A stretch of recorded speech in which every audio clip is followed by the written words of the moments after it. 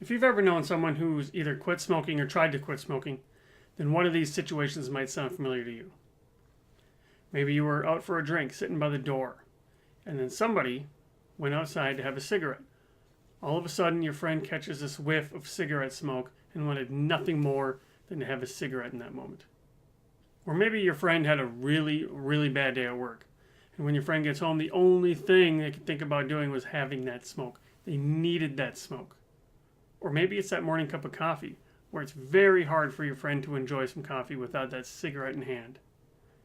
These situations are called triggers, and they nudge someone into unwanted behaviors. It can happen with smoking, but can also happen with unwanted behaviors around money. Find out how right after this.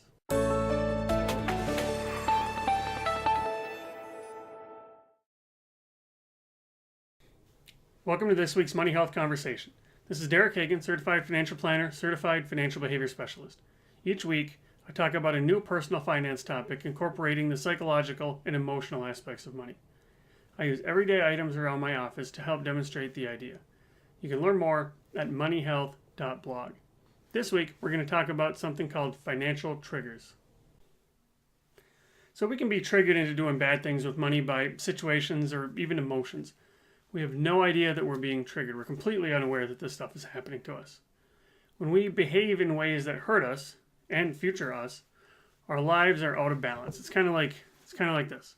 It's not in balance. This could be making purchases on impulse or hiding spending from your spouse, not following through on your budget, or whatever your bad financial behavior is. Your life's out of balance. Okay? So what we want is to have a balanced and healthy financial life, and that's more like this. Okay, so sometimes we can even be in balance, and then along comes this trigger, and this trigger comes and knocks things unbalanced for us. So this trigger could be going shopping with your spendthrift friend, or the fear of having a fight with your partner, and so you hide secrets or you keep secrets from them. Or right after the credit card bill comes in the mail, you get stressed out and so you go shopping. Whatever that trigger is, it's bad for our money behaviors. It triggers you into behaving poorly, and it knocks your life off balance. That financial life is not balanced anymore. So what we have to do is identify these triggers or multiple triggers. Maybe you've got multiple ones. And to do that, you need to think about what happened just before you participated in those bad money behaviors. Those are likely your triggers. And then you can figure out a way to either avoid or overcome those triggers. So avoiding those triggers means they don't even exist, or if they do exist, they're missing you. And if you can't do that, at least when that trigger hits you, you can do something about it. So when this stuff happens, you'll be able to take a step back, take a time out, analyze your situation, recognize what's happening to you, and then becoming aware of your undesired money behaviors, what's causing them, gives you the opportunity to learn from them, take a step back and emotionally figure out what you're doing to be triggered. Figuring all that stuff out, that's good money health.